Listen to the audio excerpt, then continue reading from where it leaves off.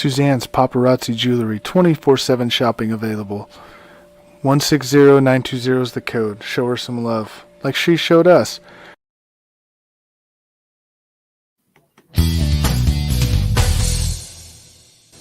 K&A Custom Crafts on Facebook. Hey, what's going on, everybody? Welcome to the Coast to Coast Entertainment Network. I am Ace, and of course, tonight you're watching another episode of Sportsminute, and we are here with a great group of gentlemen. Number one, I'm going to go ahead and introduce to you that man that we call Mr. Big B. How are you doing tonight, my man? Hey, doing good. Played cards today. Did not do so well, but it's always nice to end my day talking sports. So, all in all, I probably pulled even today. So, ready to talk sports. So you lost another hand of cards. Oh, plenty of them. Well, that sucks. I'm sorry, my man. I'm sorry. And then, of course, welcome in none other than Isaiah Leong. How is it going tonight, Isaiah?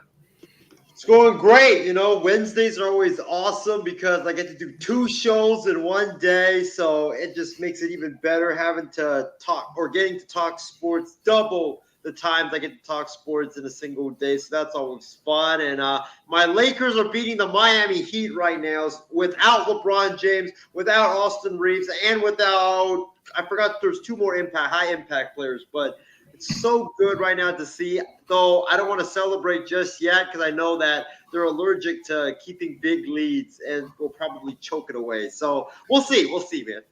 Yeah, I was going to say, you're kind of the guy who kind of jumps back and forth between, well, my team sucks to, hey, we might be decent, because right before we hopped on here, you're like, oh man, my Lakers suck. And now you're like, well, we're beating them without, yep. So, and Big B, Christy Wilson saying that, by the way, the Minnesota Wild are up 5-1 over Arizona. So, hey, Isaiah, do you know where Arizona is? And no, it's not in Canada.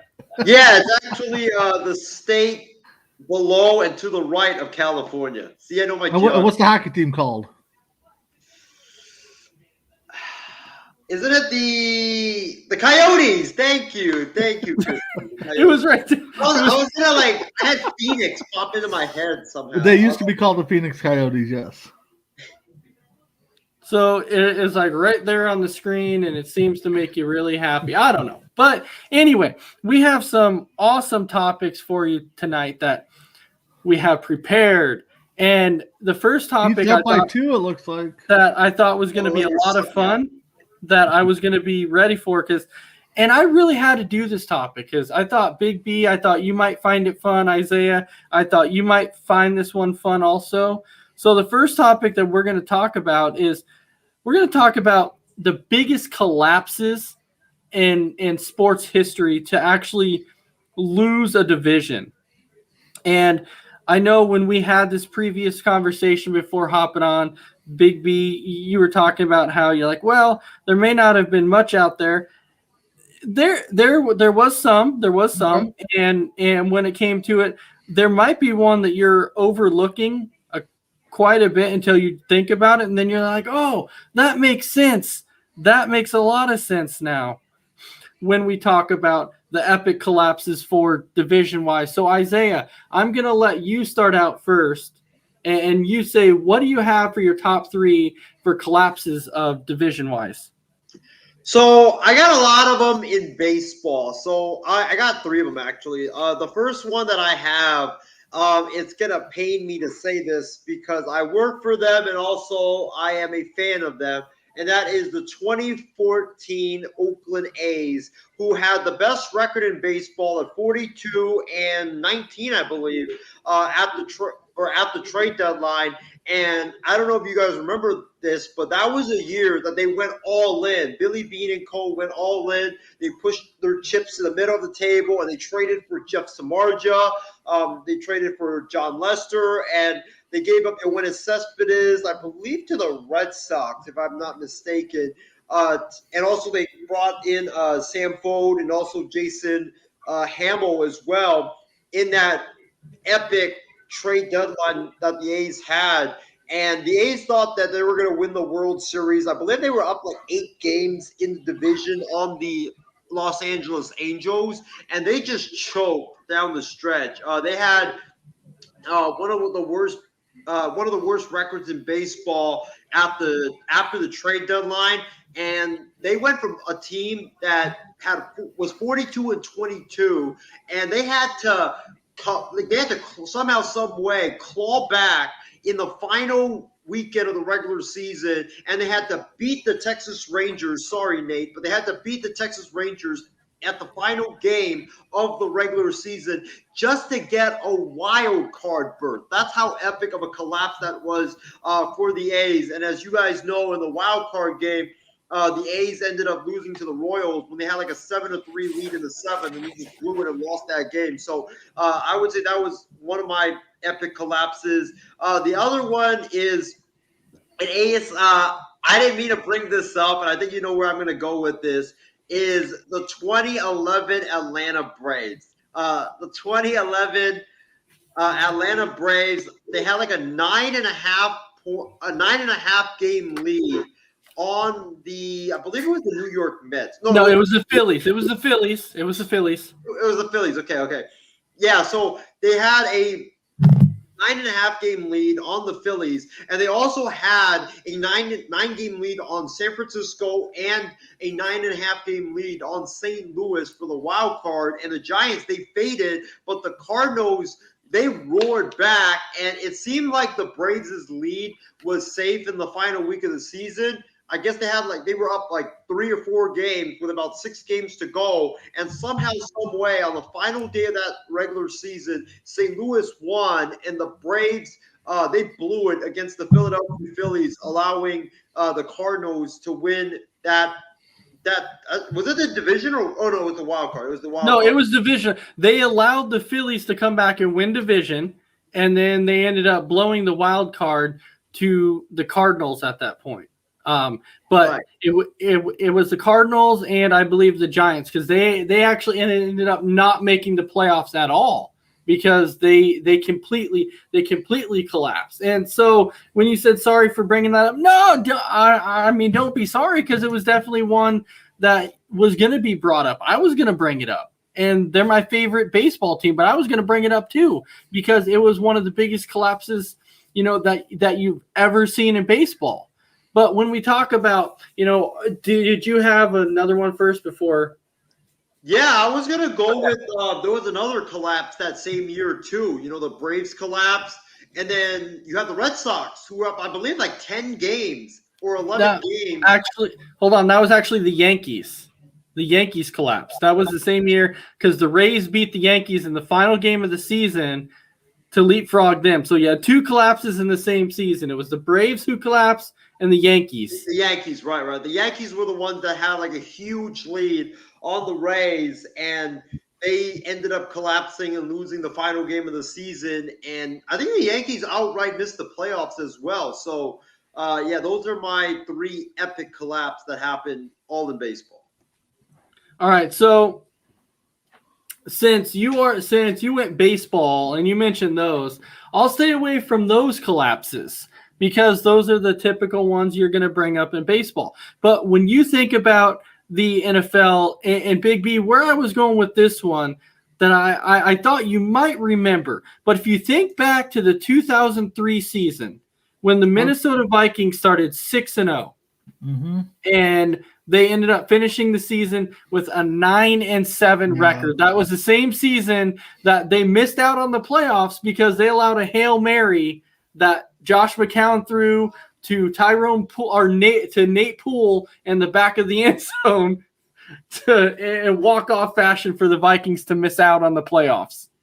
Well, that was the Arizona one, wasn't it? Yes, that was Arizona. That was Josh McCown who threw that touchdown to Nathan Poole in the end zone. And so going in before the final 4 games of the season, they had a 4-game lead. They had a 4-game lead. They just had to win one. Atlanta came out won 3, or the Green Bay came out won 3 consecutive games. It got to their final one, and everyone's like, if Green Bay wins and Minnesota loses, Then Green Bay's in and Minnesota's out. Yep. So Green Bay goes in and plays Denver and beats them 35-10. So everyone's like, okay, Green Bay did what they had to do. Yep. Now, this is the interesting part, Isaiah. This is the interesting part of this game. So as I'm watching the Green Bay game and I'm looking up going, okay, so it's 35-10. Green Bay's doing this right. I'm looking at the screen and I was like, crap. I was like, it's 18-6 right now. The Vikings are winning in the fourth quarter. It's 18-6 with 6 minutes left. I was like, this is over. Arizona gets the ball. They go downfield. They score a touchdown. So there's 2 minutes left on the clock. They kick the onside kick and then they get it. And I'm like, Yep. I was like, they have a chance now. And then McCown takes a sack with like 30 seconds left. And I'm like, oh, you got to be kidding me. And the clock is ticking down and I'm finishing the Packer game. And then all of a sudden the announcer comes up and goes, you're not going to believe what just happened in Minnesota.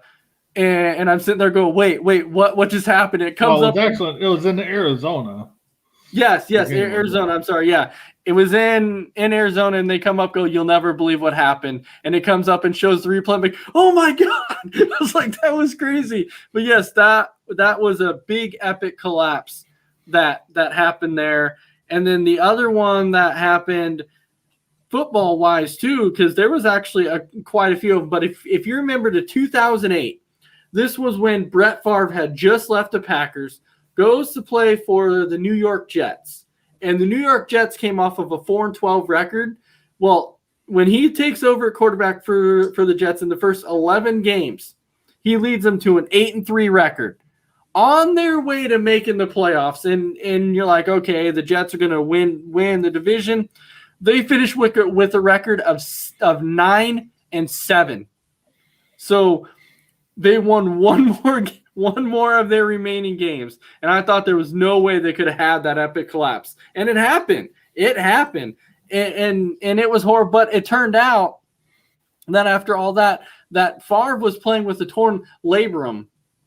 He was thrown with a torn labrum and like ulna or whatever it was in his shoulder. And I'm like, you got to be kidding me. So that's why he couldn't get any force behind his throws because he was playing. Obviously, he was playing hurt just like every other time he did.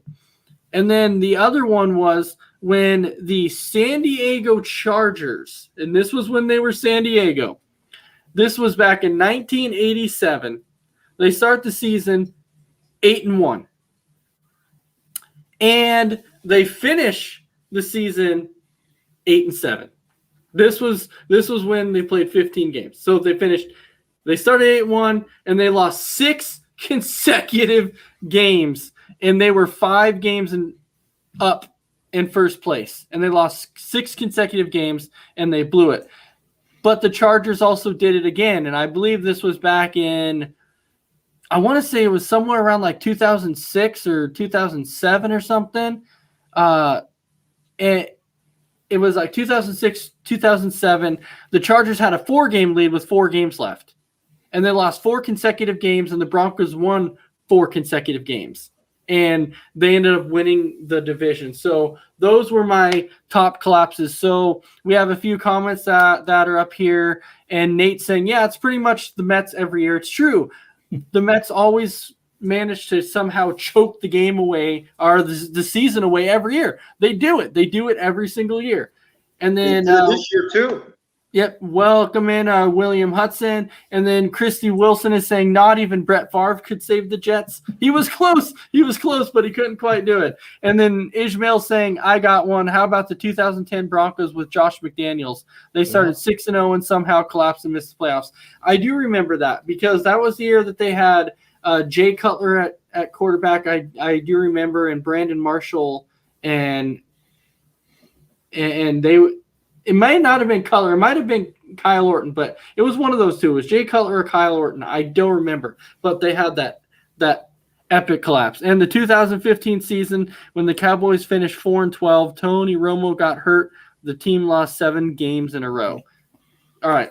Yeah. So, Big B, I'm going to turn this one over to you, and I'm going to see what you have that might be different. Well, outside of the ones Isaiah brought up and that you brought up, this one might be a little homer. 2009, the Detroit Tigers held the lead from May 10th to the last day of the regular season, and all they had to do was win one of their last 3 games. They lost them. Twins swept the Rays, I think it was. No, the Royals, I'm sorry. And they forced a 1-game playoff here in Minnesota. And then the Twins won it in 12 innings. So from May 10th to the end of the year, Tigers had all they had to do was win a game. And they couldn't do it. Nope, they couldn't do it. So that's the one big one I saw. I mean, a couple in 2011, I think Isaiah brought up. The Mets in 2007 lost 5 in a row, and I think that was the year the Cardinals took them over, I think, in that one. It doesn't say. Toronto Blue Jays in 1987 was down or was up 3.5 games with 7 games left, and Tigers came back and pulled that out. So, yeah, there's a lot in baseball, not so much in football because it's a short season, but I didn't see nothing in basketball, so I mean, or hockey. So my biggest accomplishment, I will say, that happened in my favor. I was on the golf course and I was golfing with my brother and a few of my uncles. We were going into the final hole, and my uncle was up on me by 3 strokes in the final hole, and I was like, oh man, this is done.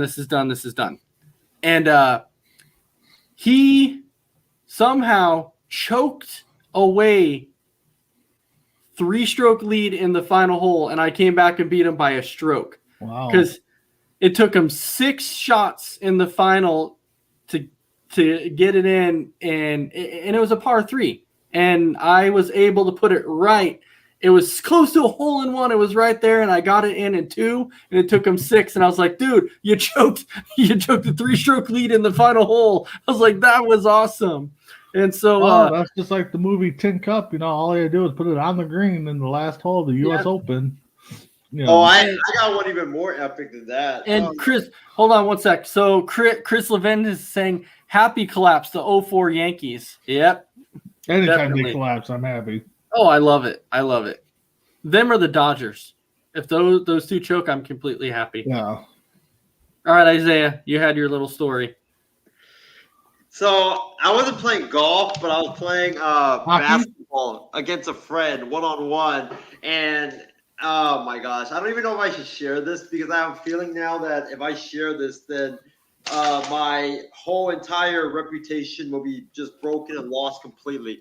But did that already happen? It's not quite hanging by a thread. But we're playing a 7. It's 1-on-1, right? Every made basket is 1 point. I'm up 6-0. I'm up 6-0, and I just need one more basket to go to win the game and get to 7. And somehow I ended up losing 7-6.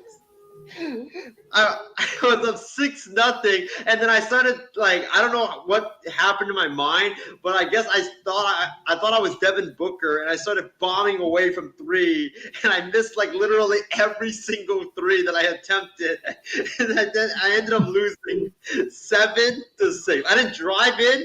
And I drove in once, but I got blocked. But I just shot up whatever 3 after 3 after 3. So shout out to MI6 co-founder Stephen Wang for beating me that day. So that would kind of be like Isaiah going up to Michael Jordan and be like, "I'll take you on in 1-on-1," and the first 1 to 10, and Michael goes, "Okay, I'll spot you 9." Isaiah loses again. Isaiah loses again. Isaiah would lose again, and he would spot even you Aaron 9. Carter beat Shaq. All right, so now we can jump into our next topic, which is this has been actually a big topic going around, a big debate today, because as we saw, Odell Beckham got released on Monday. there's a lot of speculation going around right now that he's narrowed it down to 3 teams, and the 3 teams that are coming up right now is saying that, Odell could end up with the Packers, the Chiefs, or the Saints. But it's also showing that the Patriots are making a big push for Odell at this point. And so, but if you guys remember, when we had talked about this and we said if Odell was to get cut or whatever and left the Browns, we said you could potentially end up seeing him in New England, or you could see him with Las Vegas. And those were like the 2 teams that we said we could potentially see him going to. But it sounds like there might be 3 other teams in this competition here, because we saw, Green Bay offered him a contract. The Chiefs did offer him one. Yes, we did. And so when it came down to it, because originally it said he'll sign with New England unless Green Bay offers him a contract. And we came out and we offered him a contract. But here's the thing. Is Beckham going to want to take a discounted price? And that's going to be the thing, because we can only offer him the veteran minimum. So if he wants to come and play for Green Bay, he's going to have to take a discount. And but I know Devontae's been trying to reach out to him and say, come here. But Kansas City offered him something, and the Saints have offered him something. The Kansas City one, though, that makes no sense to me whatsoever, because Kansas City's so bad on defense, yet they want to go out and get more offensive players, and their defense is that bad, and they want to focus on offense still. And so I don't understand that there. And he's saying he wants to play for a contender. I'm not saying that the Saints are not a contender, but what I am saying is they don't have that star quarterback anymore. And Winston wasn't really a star quarterback, but he was good enough to where he was helping them win games. Simeon is not going to be that guy. And so if he wants to go play for, a postseason contender, I don't know if the Saints are going to be that team.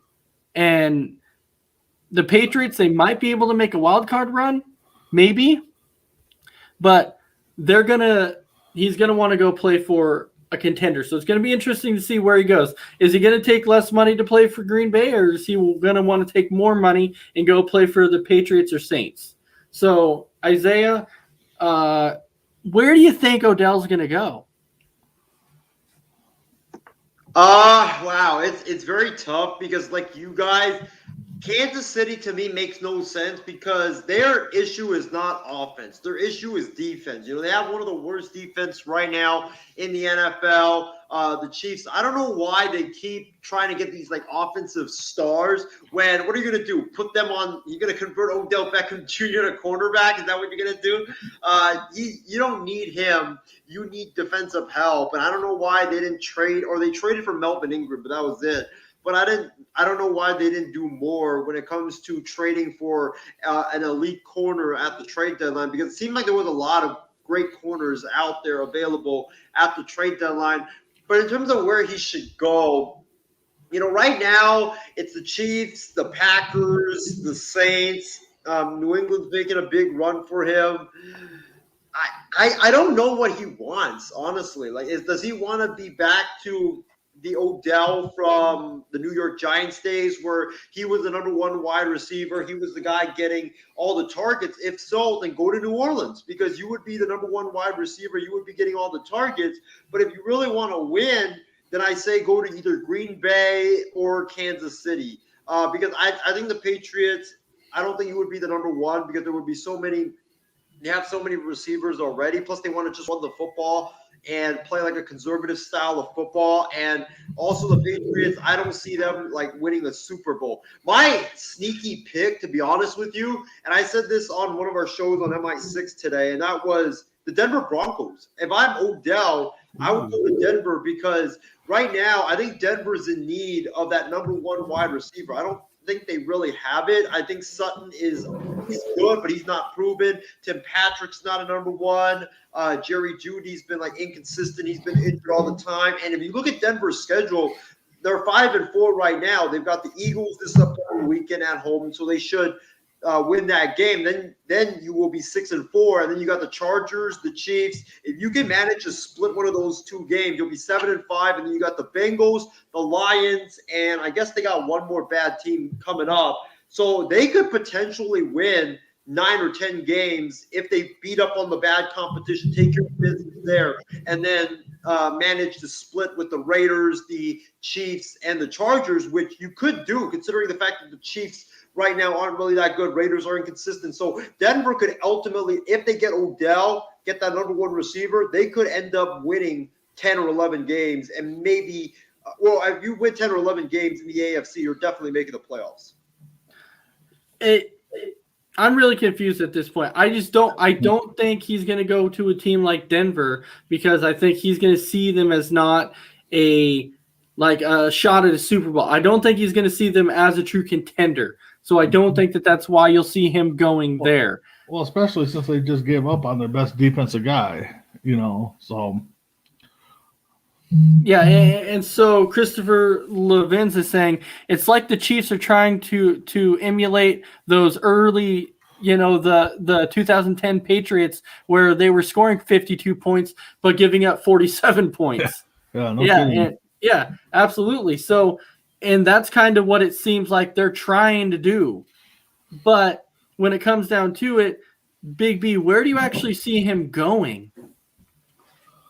Oh man, it's tough because if like Isaiah kind of touched on, if he wants to be the lead dog, then you go to New England, you go to Denver, you go to Jacksonville, you go to the Lions, teams that don't have that solid number 1.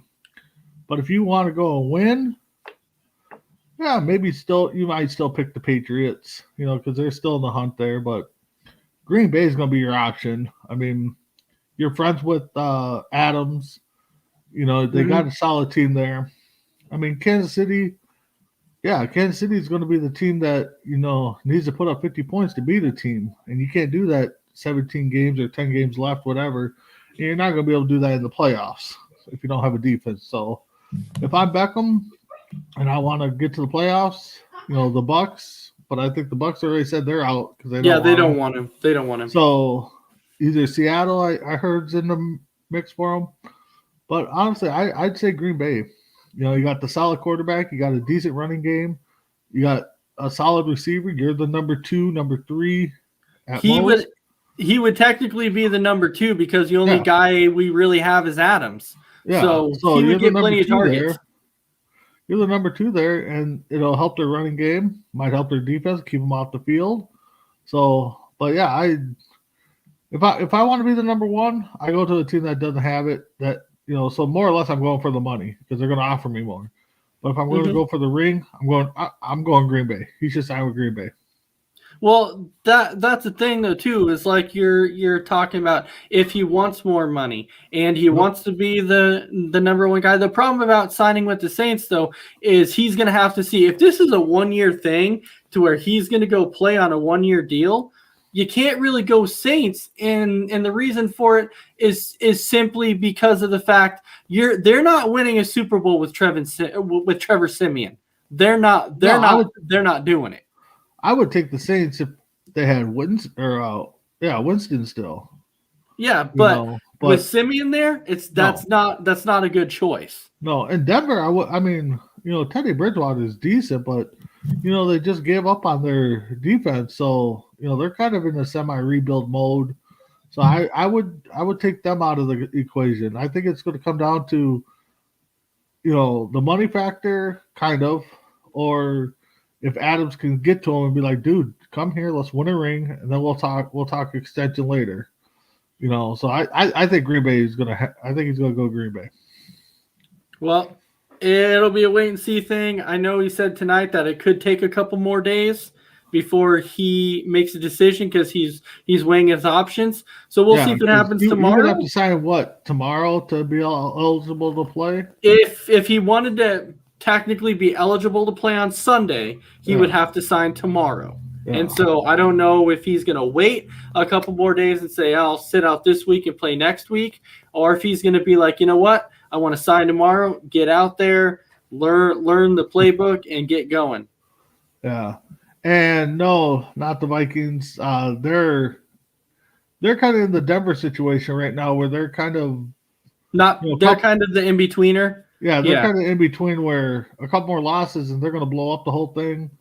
If we were sitting like Green Bay was, then yeah, I'd probably say Minnesota has a good chance. But unless you're in the mix right now, Odell's not even looking at you unless he wants to be the number one, and we already got 2 number ones on this team anyway. So yeah, so that's definitely that's not going to happen there. And I wouldn't want his headaches either. We just got rid of a headache, so. Oh, you're talking about with Stephon Diggs? Yeah. Yeah. Yeah. All right. Well, so now we can go into our next topic, which okay. So Christopher Levins is saying, here's my question though too: if OBJ doesn't make that Chris Collinsworth catch, is he the name that he is? I mean, maybe he does. I mean, he does have talent, but the problem is with OBJ is he did not know how to harness his anger, and he didn't know how to harness any of that. And so that's why a lot of teams were scared of OBJ, of signing him, because they're like, he's kind of a headache. But I think if he gets with the right organization, if he gets with the right quarterback, if he gets with the right coach, I think they can change it around, and I think it can really help him. But I mean, realistically, the only team that I think that could control him would be the Buccaneers, and they've already said they don't want him. Yeah, they don't. They don't want him. They've come out and said no. We already have AB. We don't need OBJ. Nope. I don't need more letters. Exactly. All right. So Nate. Nope. Vaccination has nothing to do with it, man. That has nothing to do with it. That's crazy. Vikings are so far mixed up right now that the only team that's going to overtake Green Bay would be Chicago. Because, honestly, you're sitting here and you're talking about vaccination. Kirk Cousins isn't vaccinated. So vaccination has nothing to do with it whatsoever. All right, so now we go to our third topic, which is top 3 greatest coaches of all time. And this can be from any sport. It doesn't matter what sport it is, any sport. So, Big B, I'll start with you. Who do you have as your top 3 greatest coaches? Let's see. Tom Kelly, Mike Tyson. No, I'm just kidding. Mike Tyson. Yeah.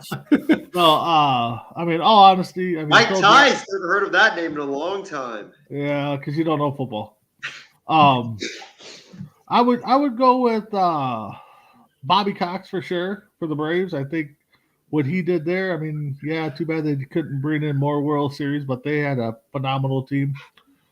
I would have to go with Phil Jackson. I mean, his triangle offense. I mean, yeah, he's coached probably 6 of the greatest players ever to play basketball. And then after that, God, it's tough because you got to put Belichick up there. I know, absolutely. I know he's had his issues, but he still did it with nobody. I mean, Tom Brady's the most famous Patriot out there besides Belichick.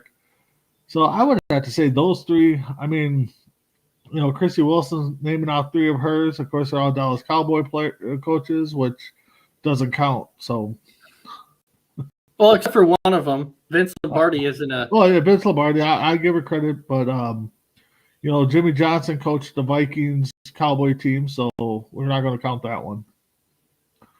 But yeah, my 3, Phil Jackson, Bobby Cox, and Belichick. All right, so my 3 is I'm going with Hugh Jackson, Adam Gase. No, I'm just kidding. But so Christopher Levins, this is anything in general. It doesn't matter if it's pros, college, or whatever. But definitely Bill Belichick, I have to put up there because he's just genius. I wanted to put Popovich up there. I was so close to putting him in there because of what he's done. Nick Saban was another one on the college side. I was going to throw in there. Coach K, you could throw him in there too. There's so many of them that it was difficult. But I do agree with Lombardi Belichick, and it comes between possibly Coach K or Saban. It's so tough. But Isaiah, how about you? Who do you have as the top 3 coaches? Do we want to know? Probably not. Frank Vogel, Vic Fangio, Urban Meyer. No, I'm just kidding.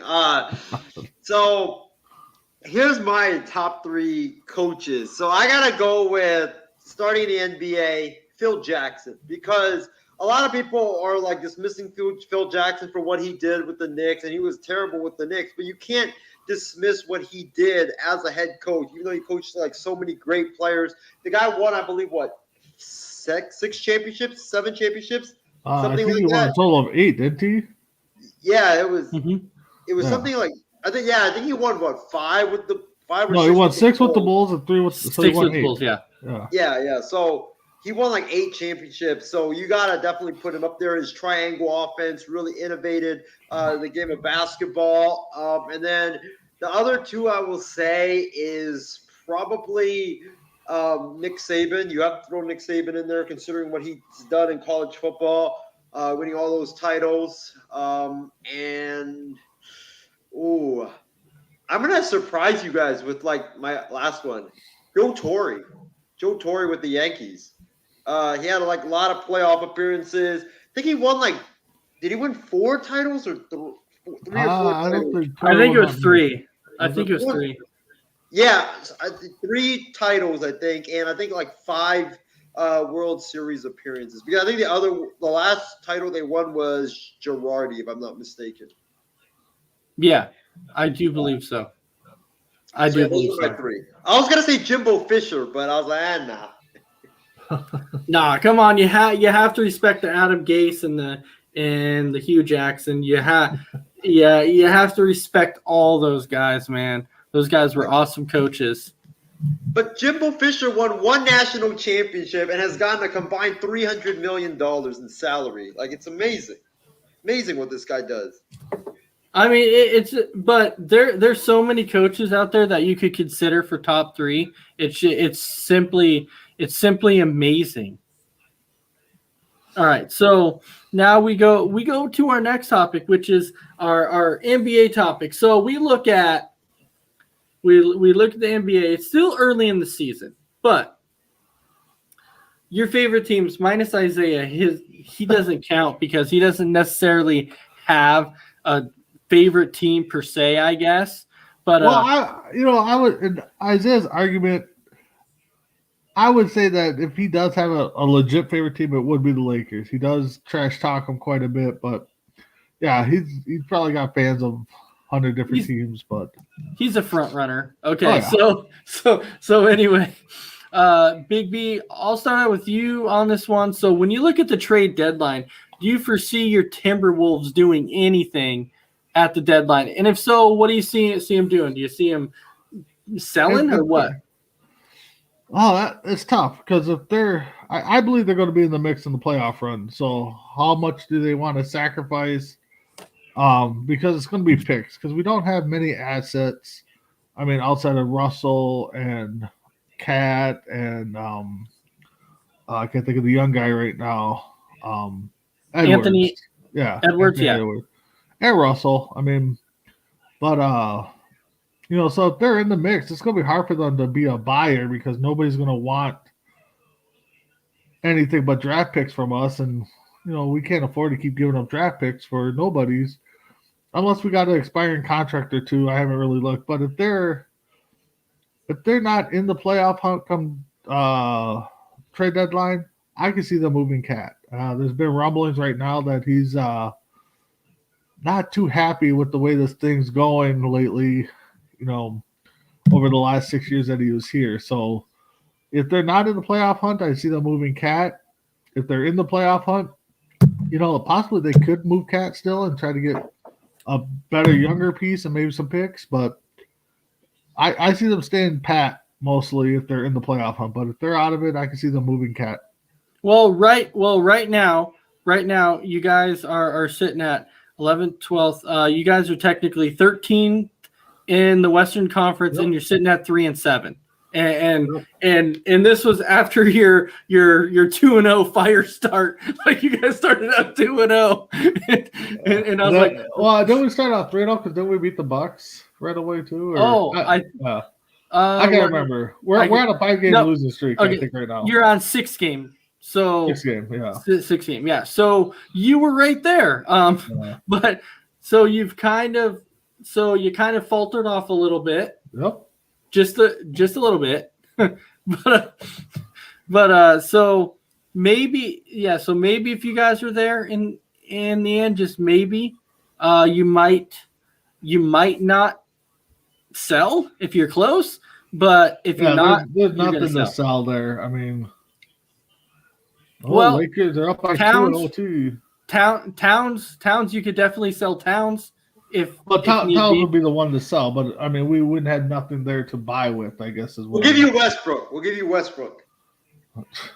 put AD and Towns in the middle. It'll be like the Twin Towers all over again. The Twin Towers, right? All right. Isaiah, I'm really scared to ask you this because I know you're going to come up with the most ridiculous stuff. But what do you see your team doing at the deadline?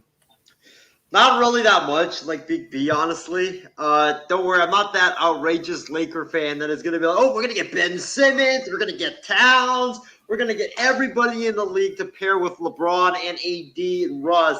What, on the bench? I wish. See, this is why basketball should be like baseball and not have a salary cap. But that's a different story. Sports need a salary cap. In terms of the Lakers, I mean, we don't have any assets because we traded them away. I don't even think we have a draft pick in the first round for like the next 4 years. So we have to basically stick with what we've got and just see the buyout market, see if there's anything there. I mean, right now we got 3 superstars and Russ, LeBron, and AD. LeBron's going to be back next week. Then we got, I mean, if you're on the Lakers, I would probably look for I would cut DeAndre Jordan because I don't know why the Lakers signed him. It makes no sense. This guy is washed up. Every time he plays, he looks worse than if I would suit up and play for the Lakers out on the court. It looks the same. Like that's how bad he looks on the court. He's terrible on defense. He's decent on offense, I guess. Like how hard is it to catch lobs when you're wide open? Like you just jump up, catch the ball, and slam it down. So I don't even know why the Lakers even have him on the roster. I would have preferred them to go young. That's like the one position, if I'm the Lakers, I would improve on, and that is like the center position because I don't know why DeAndre Jordan's on the team. But other than that, I think, the Lakers are all set. They got the 3 superstars. The wing players are really good. Plus, we have the rookie of the year. I don't care about. All right. So, anyways, moving on about this. Austin Reeves. So, moving on. All right. So, when we talk about potentially, what might happen. Well, just thinking about it, when you are a Detroit Pistons fan, and we just pick up our second win today over the Houston Rockets. And I'll tell you, it was a fight.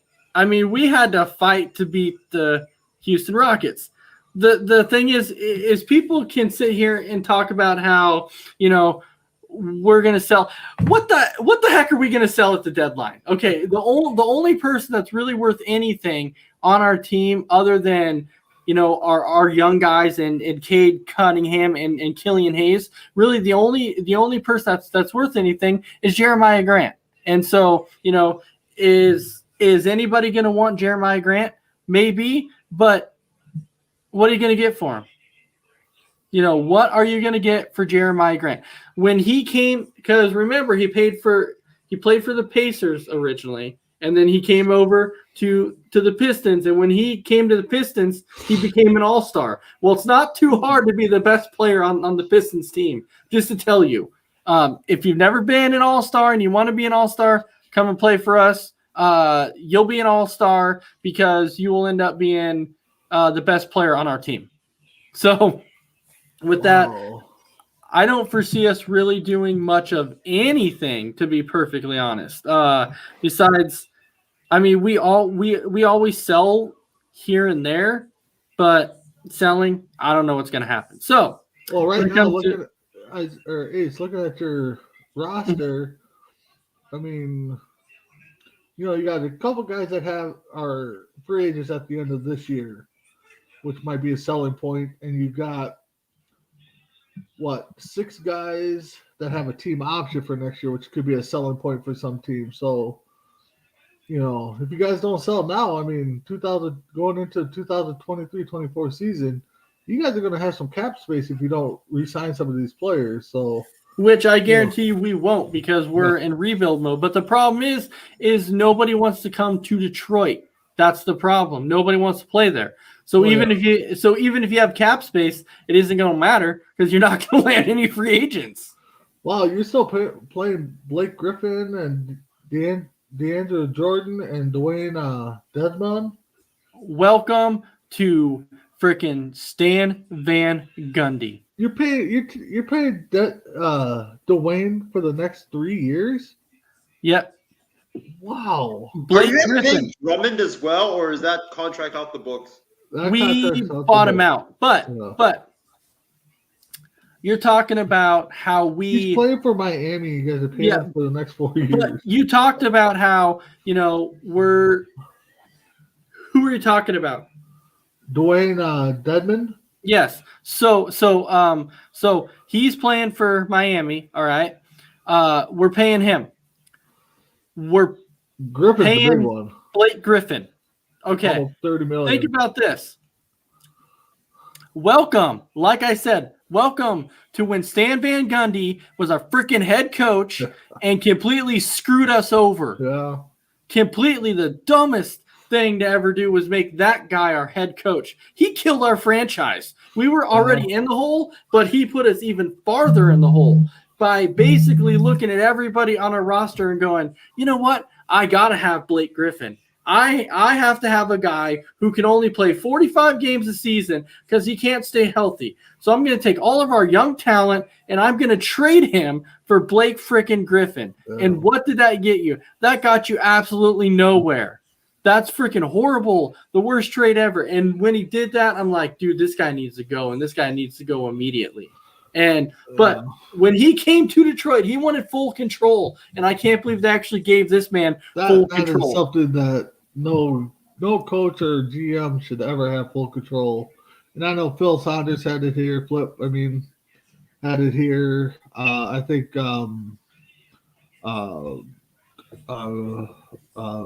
Jackson had it in New York and LA maybe for a little bit, but yeah, I don't think any coach in any sport should have full control over money and all that. Yeah, that's too much power. It is. It definitely is way too much power, especially for Stan Van Gundy. Yeah, what did he do to warrant getting full control before he went to Detroit? Like he went to one NBA Finals with Orlando and everybody likes him. For some reason everybody liked him. I don't know why. I don't know why at all, but everybody liked him. And to me, it made no sense whatsoever. No, how are the Lakers paying 3 players $35+ million? Because everybody else took like the veteran minimum deals. And so that's why when everyone's like, and talking about how they were going to make a trade, they can't afford to pay anybody else. They can't make a trade at the deadline. We do have one asset though. We do have one asset. And that's it. The ball boy? All right. So anyway, going into our final thing, because we just talked about, what our teams will be doing. That's right. We have another one of Ace's mini games. All right. And Isaiah has to defend his crown tonight. I don't know how well this is going to go over, but we will definitely see if Isaiah will be able to defend his crown. Do you think you can? Do you think you have what it takes, Isaiah? Well, I'm so confident. I think that I'll be able to defend my crown and try to get I just want to get one or get two right, because last time we played that game and everybody got like everything wrong and I only got one right. I think we only had like one correct answer the entire Just game. like the Jacksonville Jaguars got the one. I'm hoping to be like the Jaguars, just get two wins, it'd be good. All right.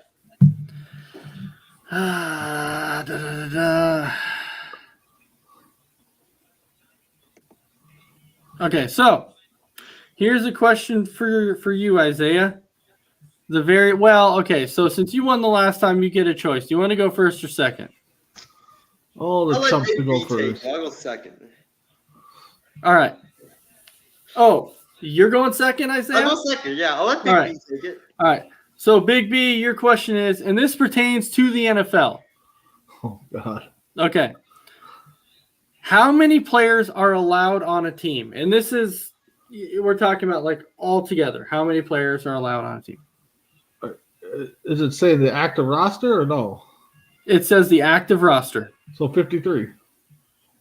45, actually. 45? When they down that? 45.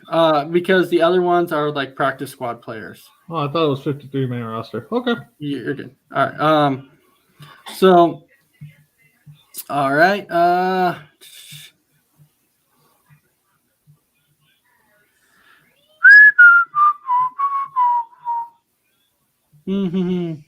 right. These are too easy. Some of these are too easy. But it is Isaiah. I drank extra coffee just to get my mind alert and focused for this. Oh yeah. You have to, right? Yeah, of course. Oh. All right. Here's one for you, Isaiah. How big is the NFL stadium? So, how big is the NFL stadium? So you're talking about like the length of a football field and wide. What's the length? What's the width? –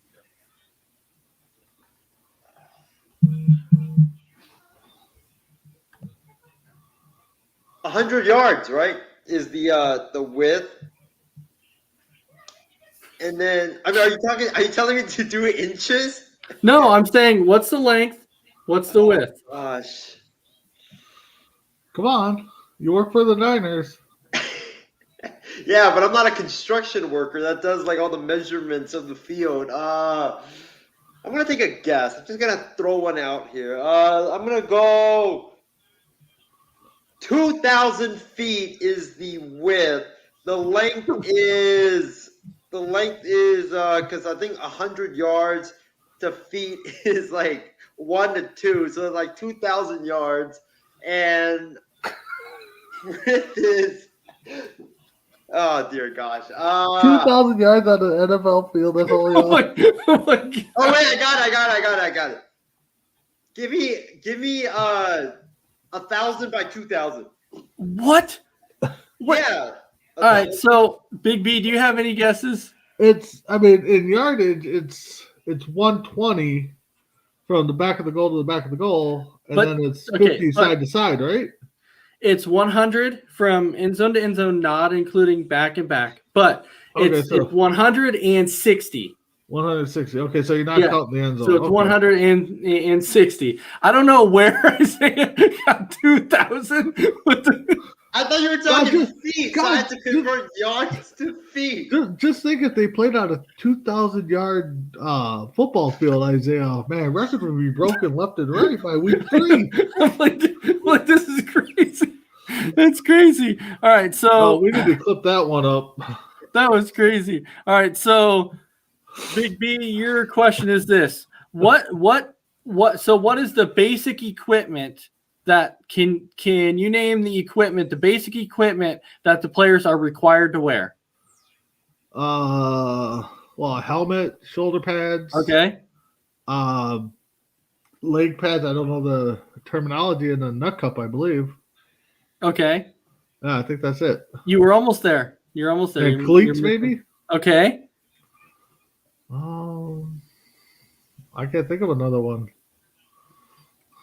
A mouth guard? Oh, mouth guard, yeah. I was thinking that's all with the helmet. Yeah. You were really close. All right. Yeah, mouth guard. All right. So, Isaiah, this question's for you.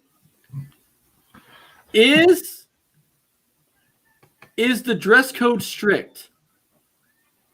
Is there a very strict dress code, and how long is it? How long is it? Oh gosh, man, Ooh. why am I getting all the measurement questions tonight? That's not a measurement question. Oh, I thought you wanted me to measure how long the players No. like. What? No. I thought you wanted me to measure how long the players' shirts and pants are. And I'm like, what's going on? I would say yes, it is strict. You got the jersey, you have to have a belt, you have to have your pants, your cleats, and your helmet as well. So yeah, it's definitely strict. Okay, and how long do you think it is? Wait, what do you mean? How long do you? That's what I was trying to get at. Okay, like pages. How many pages?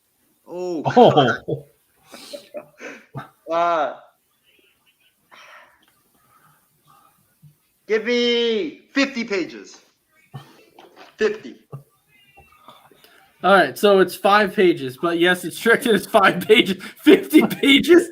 I guess. You have a point for just remove the zero. I guess when you say it's long, man, like he goes extremely over the top, man. Like well, Isaiah's playing on 2,000-yard football fields, and he has a 50-page dress code. Okay. Oh my gosh, Ace! When you mentioned long, I was like, oh gosh, I'm thinking. That's what I was trying to figure out. Yeah, I was like, you gotta measure how long their clothes needs to go down to. Oh my god, you know. All right, so I'm looking for one that's not going to be so easy. Right. All right. We already did that one. Some of these were so freaking easy that. All right. Here's some right here. Okay. And I believe this one goes to Big B, correct? Yeah. Okay. So this one goes to Big B. Here's your question. How many Chicago Bears seasons was the Hall of Famer George Halas the head coach? Oh God. I know it's up there too. I'm either gonna be short by a couple years or I'm gonna be over by a couple years, I think. I'll go 7. Nope. Isaiah, any guesses? Give me 14. I'm gonna double Big B's answer. The correct answer was actually 40. Wow. I was waiting for Isaiah to throw out a big number like that. I wanted to say like 20, but I was nowhere near gonna go 40. I wasn't nowhere near it either. All right. So Isaiah, this one comes to you. Who won the most NFL championships? And keep in mind, this was before Super Bowls was a thing too. So Super Bowls and championships. Who has won the most? Oh man. So we're including like NFL championships too, right? Yeah, it was the NFL championships because it was considered it was considered the NFL championship before it became the Super Bowl. Why do I have a feeling that this team no longer exists? You know what? I'm gonna go with the Green Bay Packers because Lombardi. You know what? You got it right. Why? You got it right. They do still exist there, Isaiah. Yes, I know they. All right. So, Big B, this question comes to you. So we have 2 final questions left for each of you. All right. And so your question. So this is your second to last one. So in which year was the Super Bowl first called the Super Bowl? Oh.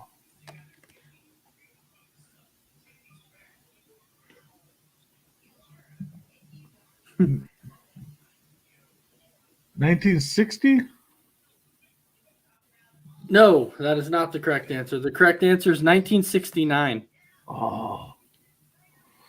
So you were right there. You were right there. All right. All right, Isaiah, this question, where is the Super Bowl headquarters? Oh dear gosh. Or sorry, where is the NFL head, not the Super Bowl. Where is the NFL headquarters? The NFL headquarters. Is it in Bristol, Connecticut? That is not the correct answer, Big B. You have any guesses? Isn't it in New York? It is in New York. Bristol, Connecticut. That's NASCAR, I believe. Who's in Bristol? Probably NASCAR. Bristol is NASCAR, dude. Or ESPN. ESPN, yeah. Oh, Yeah. ESPN. Oh my gosh. All right. Big B. All right. So it is 1-1 right now. Okay. See which one. Okay. Your question is, Big B. You can win this right here. You can win this. Well, Who won Isaiah the- still gets one, though, I think. Yeah, Isaiah won Oh, second. yes, correct. Yep. So, who won the first NFL MVP on the Dallas Cowboys team? Ooh.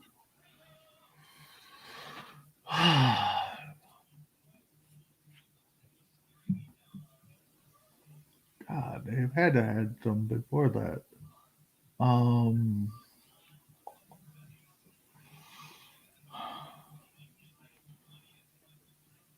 know I'm going to be wrong. Troy Aikman. No, the correct answer was Emmitt Smith. I was going to say that. I was gonna say Joe Namath. You were gonna say it, Big B. Joe You were gonna Namath? say- Yeah, I was gonna say Joe Namath. Joe Namath played for the Jets. Wait, I thought he played for the Cowboys as well. No, he played for the Jets. Oh, my God. I'm getting a headache. I was going to say Smith, too, and I'm like, no, it had to be before him. All right, Isaiah, you're fine. The final question, if nobody gets it right, this ends in a tie. So, after Lombardi's Green Bay Packers, who's the second head coach to have won 2 Super Bowls? Ooh, 2 Super Bowls. After who? Huh? After who? After Vince Lombardi. Who did it after Vince Lombardi? Bill Walsh? No, that is not correct. Landry? No, the correct answer was Don Shula. Oh, wow. Well, looks like we are going to end in a tie tonight, in a 1-1 in a 1-1 tie. I don't know if that's worse than losing to Isaiah. didn't Randall Cunningham win 2 Super Bowls as well as a coach? Yeah, sure. Sure. Okay. So anyway. Oh, never mind. He played quarterback. Never mind. Yes, I'm like, what the? All right. So, I can't do this. Isaiah loses again. Big B, Isaiah loses again. Any final thoughts for you tonight? Who? Isaiah or me? Big B, any final thoughts? Well, my final thoughts are, Isaiah wants to play on a 2,000-yard football field, and yeah. So, but keep checking us out on Coast to Coast. We got great shows coming up, a few scheduling changes in the works, and also check out our boys at MI6, where you can see Isaiah and his wild takes. Yeah. Definitely, for sure. All right. Any any final thoughts for you there, Isaiah? Yeah, final thoughts. Thank you to all the viewers for tuning in. It was a great show. I don't know if they'll be kicking it with Isaiah and Ace tomorrow because I'm going to be having dinner with a friend, so I don't know if I'll be able to make the program, but we'll see. But yeah, it was a great show, and I think I might have to retire from watching football because after tonight, my football history is very bare. It's so bare, especially like when you cut out like the 2000s. Right.